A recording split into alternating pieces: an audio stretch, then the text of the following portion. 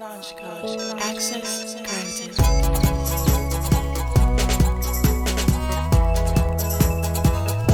A millionaire.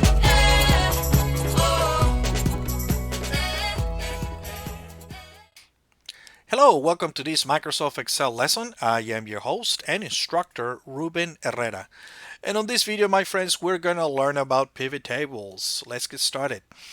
So, some people are very afraid of pivot tables. They think that they are something very advanced when in fact, pivot tables are very, very easy.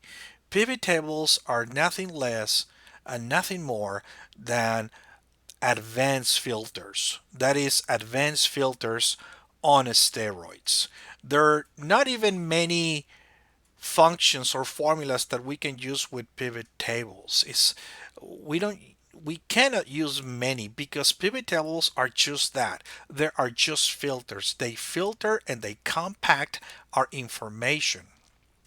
Okay, so but some people, the reason why they have a very hard time creating pivot tables is because you can't not just create a pivot table out of any spreadsheet or any report.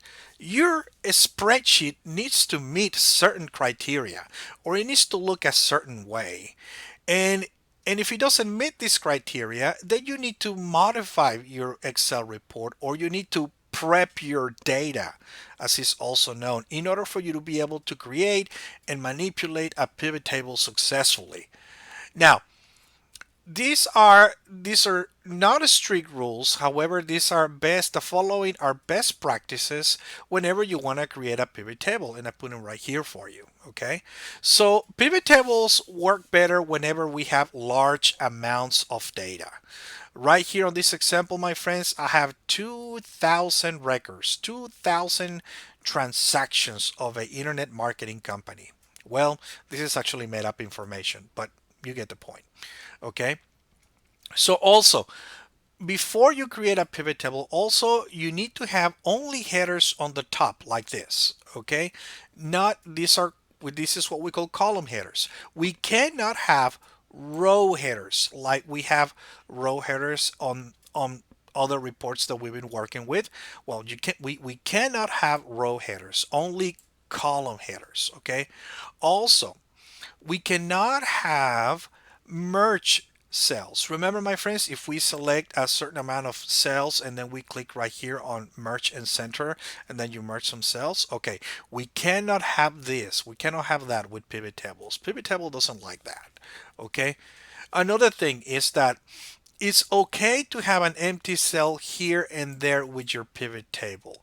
However, it is not good with pivot tables to have a totally empty row or column. Okay, and these, my friends, in Excel, these are known as gaps. So we cannot have gaps in your report. What is a gap in your report? A gap in your report is a totally empty column or a totally empty row. We cannot have that, my friends. Okay, so all the information needs to be together. It is okay, however, have an empty cell here and there.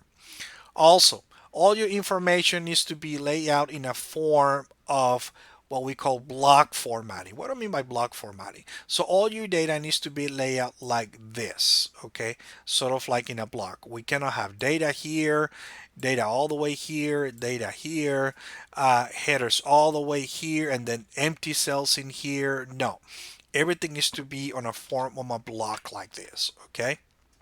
Very nice. So once you prep your Excel report or spreadsheet to look somewhat like this, once you prep and clean up all your data, now we are ready to create a pivot table. Okay, very nice. Now, before I create my pivot table, and this is what happened in most cases, you should be somewhat familiar with the report that you're working with. Most of us are in the working environment. We know the report or we are familiar with that report that we obtain and we need to create a pivot table with. But sometimes if you're not familiar with that report or you don't know what you're seeing, okay, or you don't know what kind of information you have in front of you, then it's going to be very hard for you to filter your information or for you to manipulate your pivot table because you don't know how that information, you don't know what kind of information is there. So you need to make sure that you also be very familiar with your report. I'm not saying that you have to know this report, uh, uh, have it, memorize every single thing on top of your head. No, you just need to know the basis of your report. For example, on this report right here, I know that I have 2,000 transactions. I have 8 sales representatives. There are eight sales offices that we have, and right here I have the names of the people who represent those offices. I have 5 regions in here. These are just the sales from my national level or at the national level. Okay, and I have 14 clients that I deal with, my 14 major accounts or 14 major clients. And once I am familiar with my report and I know that I'm looking at, now I'm even more than ready to start creating my pivot table. Okay, and right before I create my pivot table, one of the things that I like to do, I like to envision or I like to imagine how do I want my report to look like. In this case, I put right here on this spreadsheet, I put this an extra sheet that says result wanted. So this is how I want to filter and compact my information. Look, so I have the sales representatives right here. I have the regions right here. I have all the totals for each office on each region. Okay, and I have right here the grand totals, and this is how I want to filter and compact my information. Okay, sales representatives right here in rows. And then I want all my regions, my 5 regions to be in columns with my cells right here, my sales totals right here in the middle, my values, and then I have my totals in here. Very nice. So now I'm going to go back and I'm going to go ahead and create my pivot table. Okay, so what I'm going to do, my friends, to create my pivot table, all I have to do is click inside of your data, click on choose one cell, any cell. It doesn't matter which, but only on one cell, not two. And then I'm going to click right here on insert, on the insert tab on my ribbon. And then I'm going to click right here on this pivot table command. Okay, very nice. And then next I'm going to have this dialog box. This dialog box right here is just reassuring one more time that Excel is selecting the correct range of data in order for me to create my pivot table. And notice that yes, you see the marquee right here. Excel indeed selected and it was very good at selecting the whole amount right here because the whole amount of data in here because I made it easier for Excel to do this because I prep my data. Okay, so no need to highlight anything. Those of you who are already familiar with this type of references, notice that also you can see the name of the spreadsheet right there, and you can also see that the range of this data is also locked. I don't have to change anything in here, nothing at all. All I have to do is just click right here on the OK button. And boom, there is my pivot table, my friends. Ta-da! So my pivot table is already made. It's there, but it's empty. Now I need to put some information on my pivot table. Okay, so to start putting information on my pivot table, actually, what I like to do first, I like to go over right here on. I like to go over on how with more detail on how I'm going to build my pivot table. First of all, I want to start right here. I want to explain first what we have in front of us. Right here, my friends, starting right here from left to right, I have this little icon right here that is reminding me how my pivot table is going to look. Also, it's reminding me that a pivot table, just like an Excel spreadsheet, we learned this on Excel level 1, is that it is and it will always be a tabular form report. Okay, what is a tabular form report? That means that in order for us to find our information in Excel, we're going to have to see where the row and the column meet, and that's where our information is. Okay, that's what is a tabular form report. And then right here, my friends, in this circle, notice that this little circle right here is a magnifying glass that is reminding me to put right here check marks in here on this panel in here, which is this panel right here that we have on the right. This is called the fields panel. The fields panel is divided by two sections. The upper half right here is called the fields panel, okay, or the fields pane. And then notice that I have right here some little bitty dots that nobody can see. And right here on the bottom half of this fields panel, we have right here the filters pane. And this is where I have my filters, my friends, for my pivot table. Now, the key of creating and mastering a pivot table is by knowing what to do and how to play with these two filters right here, columns and rows. Columns and rows. This right here, my friends, think of this as a bonus. And this right here, my friends, the filters we no longer use. I'm going to show you a better way to use these filters, or to use something like this, but it's way more better than this. Okay, so very nice. And this is how you're going to enter your information on your pivot table. Now, I can sit right here. The way we put our pivot table, the where we build our pivot table, is that any information that I put right here, for example, right here on columns. Remember, this is a very important area of our pivot table, this panel right here. Anything that I put in here, or anything that appears in here, or anything that I drag in here is going to show in a form of columns. Very nice. And then right here on this filter field right here, anything that I drag in here, anything that I put in here, that I place in here, or that appears in here is going to be shown in a form of rows. Very nice. Now, as a bonus, and not really a bonus, but this is a given right here, does this little sigma symbol reminds you of anything, my friends? Yes, it reminds you of this right here, the auto sum. Okay, so therefore right here what it says values, anything that I drop in here, anything that appears in here, or anything that I drag in here is going to auto sum as a consequence or as a result. Very nice. Now let us go ahead and create our pivot table, my friends. So our pivot table is already created. Now we're just going to put information in there. And the way you put information on your pivot table is by clicking, just like it says right here on this magnifying glass picture graphic. We have to click and hope and pray that our pivot table is going to put the information in the way we want it, which it never does. Okay, it never does. But I have a better way to do this, my friends. And instead of clicking right here and hoping and praying that Excel is going to display the information the way you want. And by the way, this is the way we want it. Remember, this is the result wanted. This is how I want to filter and compact the information for myself or my supervisor or whoever I'm doing this report for. So I'm going to go back here. Very good.